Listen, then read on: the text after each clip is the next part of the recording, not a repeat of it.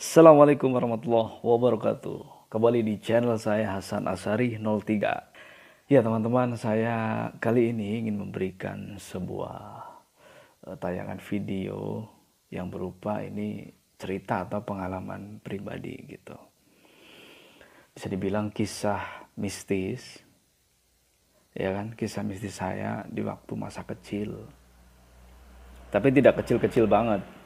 Dari perjalanan saya sekolah dasar sampai dengan sekolah menengah atas, SMA atau SMK, sekolah menengah kejuruan. Karena saya kebetulan lulusan SMK ya, maksudnya kan setara dengan sekolah menengah atas, seperti itu. Nah teman-teman, saya punya beberapa pengalaman kisah mistis ini yang benar-benar kayak semacam nggak bisa hilang dari memori ingatan saya gitu di waktu kejadian itu gitu. Jadi gini teman-teman, pada waktu saya masih sekolah dasar itu kan biasanya di daerah ya, di kampung-kampung itu kan biasanya anak-anak kan kalau malam kan suka ngumpul. Kan kebetulan masih jarang listrik ya.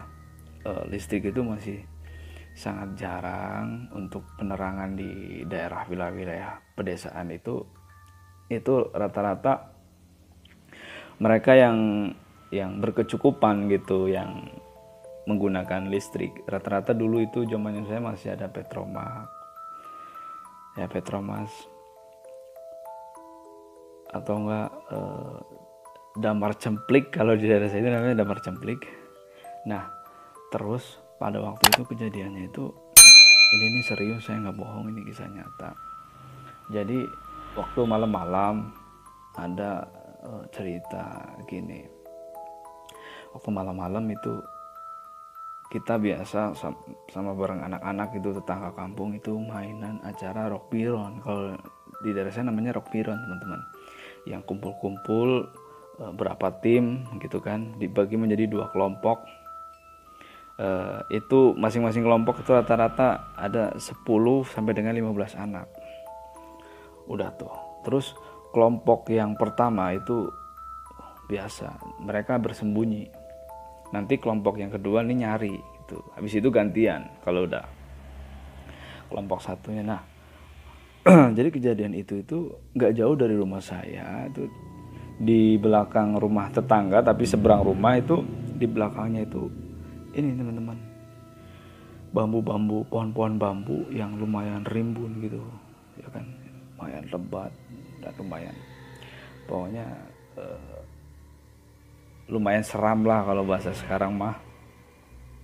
Nah di situ itu kita pada nyari nih, kelompok yang satu ngumpet, kita kelompok yang kita nyari. Nah suatu ketika di situ kan ada orang yang jualan jajanan, walaupun malam-malam itu kan masih buka karena belum begitu larut malam, sekitar jam 9 jam 10. Tapi kalau di desa jam segitu kan udah lumayan gelap ya kan. Nah pas kelompok yang satu nyari, pas kelompok yang pertama ngumpet, kelompok kita nyari tuh. Nah tiba-tiba pas lewat lagi pada nyari, saya lihat orang jualan biasa sih, ibu-ibu yang di daerah situ jualan gitu. Cuman saya pengen beli jajan gitu, tiba-tiba mendadak pengen beli jajan. Ya udah saya nggak peduliin kan teman-teman, saya biarin jalan, saya beli jajan dulu gitu. Nanti kalau udah beli jajan saya kejar kan gitu, karena udah kadung gitu, udah kedarung pengen beli jajan. Kita beli jajan, pas beli jajan itu, pas saya lihat ke sini, pas saya lihat ke belakang, itu kayak teman-teman loh, udah pada nggak ada gitu kan. Terpaksa saya harus melewati bambu-bambu yang lebat itu teman-teman, pohon-pohon bambu, tahu kan, merinding, terus terangnya merinding. Suara-suara motor di samping jalan teman-teman, samping kontrakan saya. Pas lewat di pohon bambu gitu, saya sendirian karena ketinggalan, karena teman-teman saya tadi beli jajan dulu. Pas lewat gitu ada sosok ibu-ibu, merinding, astagfirullahaladzim.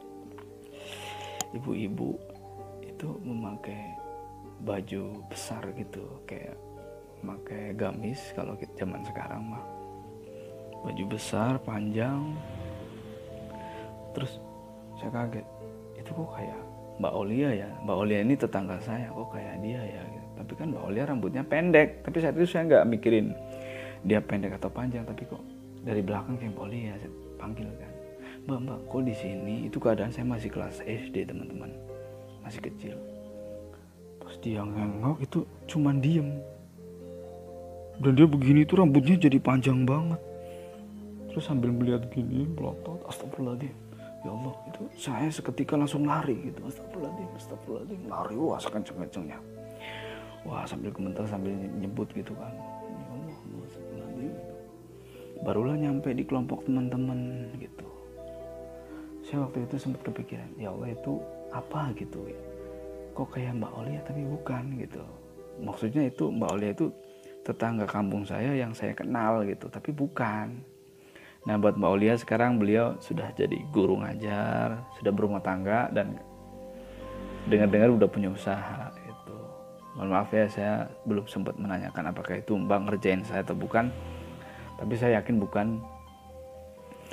Habis itu saya ngomong ke teman-teman saya, bro, zaman sekarang bro lah ya gampangnya, bro, tadi lihat nggak di situ ada Mbak Olia lagi berdiri di pohon bambu? Masa sih? Iya tadi saya lihat gitu kan, saya ceritain. Teman-teman kayak shock, tapi yang ya udahlah, nggak tahu siapa, saya nggak mau tahu, saya nggak mau ikut jadi takut gitu kali.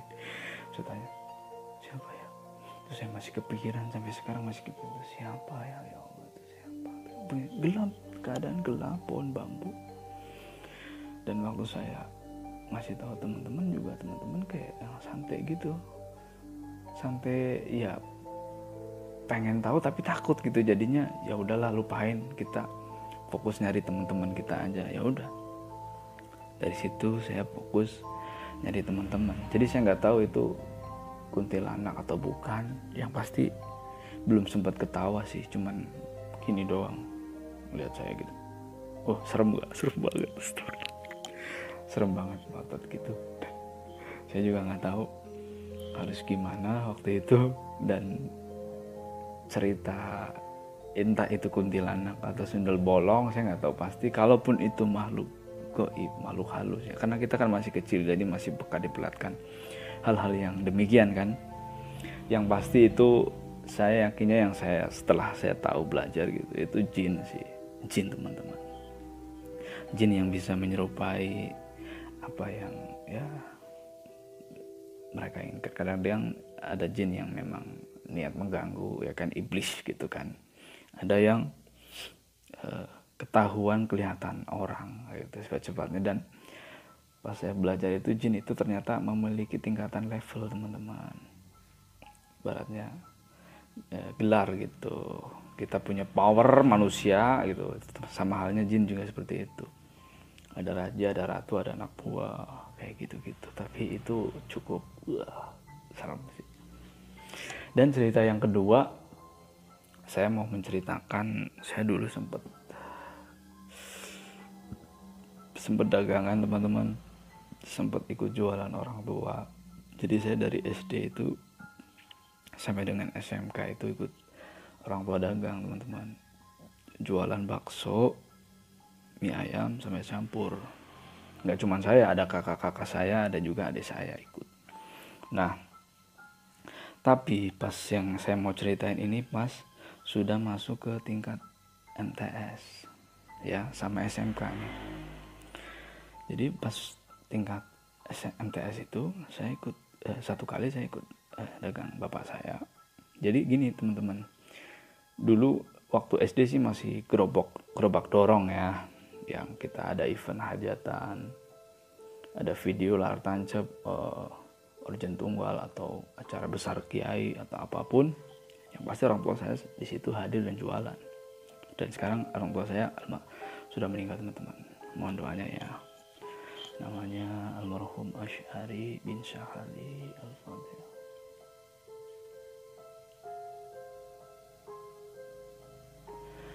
Ya teman-teman, terima kasih sudah ikut mendoakan, semoga beliau dilapangkan kuburnya, diampuni dosa-dosanya ya teman-teman ya. Amin. Nah teman-teman, satu kali saya ikut acara dagang orang tua.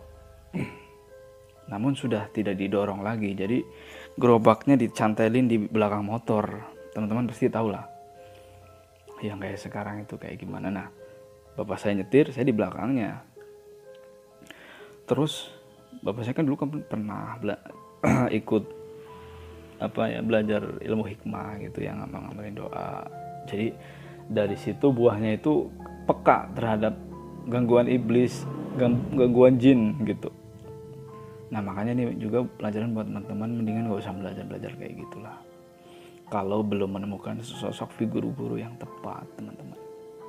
Nah, singkat cerita, pada waktu pulang dagang, teman-teman, itu saya sama bapak itu astagfirullahaladzim, manggil saya San, lihat nggak tadi? Ya Allah, iya pak.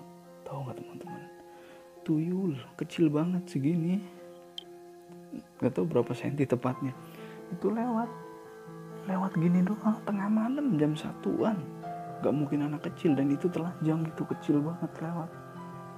Astagfirullahaladzim, itu gangguan teman-teman, tuyul, diperlihatkan tuyul. Terus lain hari lagi ikut dagang orang tua, itu bapak saya diganggu sesosok burung yang tiba-tiba mau nyamber gitu. Dan itu beberapa kali, kalau cuma sekali itu wajar kan, itu beberapa kali teman-teman. Astagfirullahaladzim, bapak saya nyebut Allahu Akbar. Dan pas itu ular cepet gitu, Allahu Akbar. Itu ya Allah, itu pengalaman yang saya sendiri di belakang bapak saya diam gitu, saya gini, ya bapak, astagfirullahaladzim. Udah saya tenang saya doa gitu, astagfirullahaladzim ya bapak. Waktu itu takut banget, bener-bener takut, dan kebingungan, kayak semacam ya Allah, kenapa saya harus kayak gini gitu. Seperti yang namanya anak kan ngeluh ya, kita memang dulu ngeluh kalau diajak orang tua dagang, wajar. Kita juga sekolah kan, di sekolah ngantuk, bla bla segala macam, wajar ya, namanya anak dulu masih suka main-main gitu kan. Nah, itu cerita yang nyata, teman-teman. Dan satu ketika nih yang paling saya waktu itu takut banget, dan ya Allah, antara hidup dan mati. Jadi gini, waktu bapak pulang jualan pas bareng saya itu, mau gak mau harus lewat Jalan Pantura, teman-teman. Jalan Pantura itu kan serem banget, banyak kendaraan besar, truk ya kan, tronton segala macam, bus. Itu suatu ketika bapak saya habis jualan dari acara besar ya, acara di daerah saya, di tetangga desa, tapi yang harus melewati Jalan Pantura itu gitu. Pas pulang ini gawe, pulang dagang, itu tengah malam lewat gitu kan, lewat Jalan Pantura, tiba-tiba bapak itu dikerjain jin-jin yang gak jelas. Dan di situ itu tempat orang biasanya kecelakaan, teman-teman. Jadi tempat itu biasanya itu menjadi objek di mana orang-orang pada kecelakaan, alam ya. Itu intinya kan ya, kita namanya manusia gitu kan, ada 2 dimensi ya kan, yaitu alam dunia dan alam yang tidak terlihat oleh kasat mata biasa gitu kan, dimensi gaib lah. Itu diganggu, teman-teman. Ya Allah, bapak saya sampai motornya gini, astagfirullahaladzim, Bapak, ya Allah, gimana Pak? Tenang. Bapak ngomong tenang, tapi masih tangannya begini sambil nyetir, Allahu Akbar. Sedangkan di belakangnya tuh gerobak, teman-teman. Di belakangnya gerobak. Saya, Pak, ya Allah. Sampai bapak beberapa kali kayak gitu, lewat gitu. Bawa motornya gini-gini kan. Terus di sebelah kan makam, teman-teman. Di sampingnya itu makam tempat umum gitu. Dan gitu, itu kalau kecelakaan berat tiba-tiba belakangnya bus menghantam ataupun truk, nauzubillah, misalnya gitu, ya pasti sudah itu meninggal dengan cara itu. Tapi alhamdulillah diselamatkan oleh Allah, itu lewat pertolongannya. Alhamdulillah bapak juga berhasil ibaratnya mengusir gangguan itu gitu. Alhamdulillah gitu, masih selamat sampai sekarang. walaupun bapak saya udah meninggal, dan alhamdulillah bapak saya meninggal itu prosesnya perantara sakit teman-teman. Jadi kena sakit gula gitu kan, hingga akhirnya komplikasi. Alhamdulillah meninggal dunia. Kenapa alhamdulillah? Ya, apapun di dunia ini yang terjadi itu ternyata harus disyukuri, harus alhamdulillah. Alhamdulillah kan segala puji milik Allah. Nggak cuman berita bahagia aja yang alhamdulillah, itu saya pernah dapat ilmu pelajaran seperti itu. Tapi berita duka pun kalau bisa kita harus belajar untuk alhamdulillah, walaupun ya berat itu. Itu tadi bagian dari cerita-cerita mistis yang pernah saya alami. Artinya ini real pengalaman yang terjadi pada diri saya, itu kenyataan, dan